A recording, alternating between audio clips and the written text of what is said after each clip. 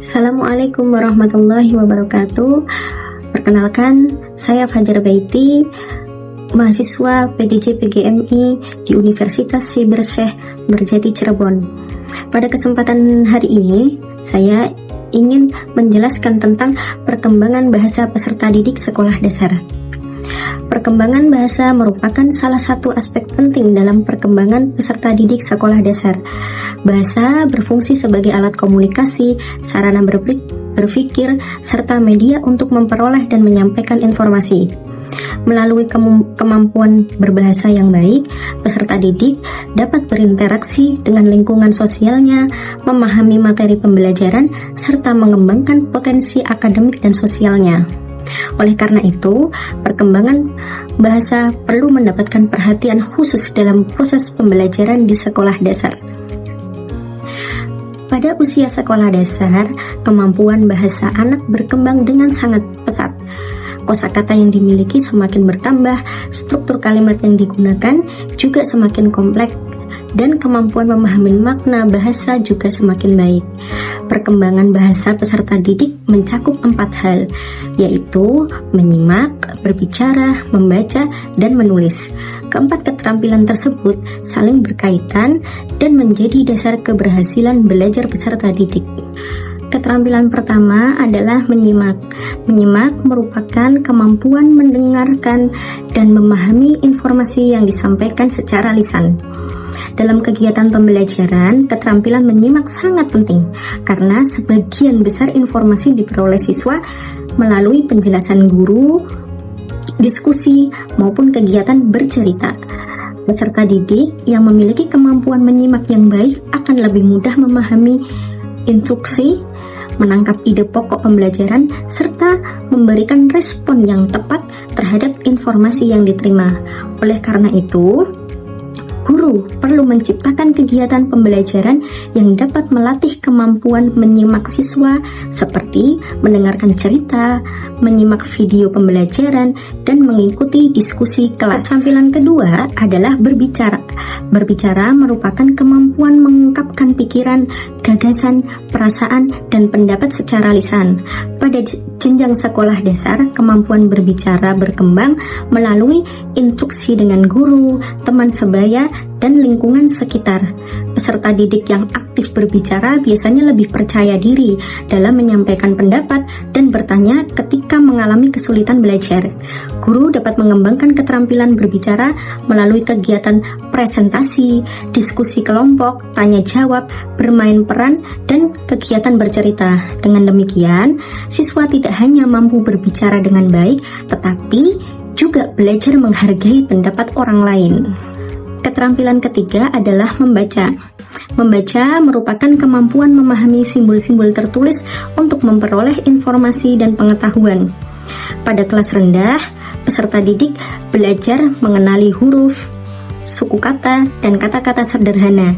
Seiring bertambahnya usia, kemampuan membaca berkembang menjadi membaca lancar dan membaca pemahaman. Keterampilan membaca sangat penting karena menjadi dasar bagi keberhasilan siswa dalam mempelajari berbagai mata pelajaran. Siswa yang memiliki kemampuan membaca yang baik akan lebih mudah memahami isi buku, menyelesaikan tugas, dan mengembangkan wawasan. Oleh sebab itu, sekolah perlu membangun budaya literasi melalui kegiatan membaca rutin, menyediakan perpustakaan yang memadai, dan menggunakan bahan bacaan yang menarik. Keterampilan keempat adalah menulis. Menulis merupakan kemampuan menuangkan ide, gagasan, pengalaman, dan informasi ke dalam bentuk tulisan. Pada tahap awal, peserta didik belajar menulis huruf dan kata dengan benar. Selanjutnya, mereka mulai menyusun kalimat, paragraf, hingga karangan sederhana. Kemampuan menulis membantu siswa mengembangkan kreativitas, kemampuan berpikir kritis, serta keterampilan berkomunikasi secara tertulis. Guru dapat mengembangkan keterampilan menulis melalui kegiatan memberikan cerita pendek, menulis pengalaman pribadi, menyusun laporan sederhana, maupun menulis hasil pengamatan. Perkembangan bahasa peserta didik itu dipengaruhi oleh berbagai faktor, baik faktor internal maupun faktor eksternal. Faktor internal itu meliputi kondisi fisik, kemampuan kognitif, motivasi belajar, dan kepercayaan diri siswa. Anak yang memiliki kondisi kesehatan yang baik dan kemampuan berpikir yang berkembang dengan optimal cenderung lebih mudah menguasai keterampilan berbahasa. Selain itu, motivasi belajar yang tinggi dan rasa percaya diri juga mendorong siswa untuk aktif berkomunikasi dan mengembangkan kemampuan bahasanya. Sementara itu, faktor eksternal yaitu meliputi lingkungan keluarga, sekolah, teman sebaya, serta perkembangan teknologi. Lingkungan keluarga merupakan tempat pertama anak belajar bahasa.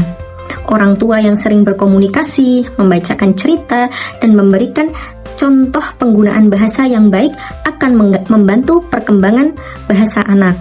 Di sekolah, guru berperan penting dalam menciptakan suasana belajar yang komunikatif dan mendukung perkembangan literasi. Selain itu, interaksi dengan teman sebaya juga memberikan kesempatan bagi anak untuk melatih keterampilan berbahasa dan memahami bahasa.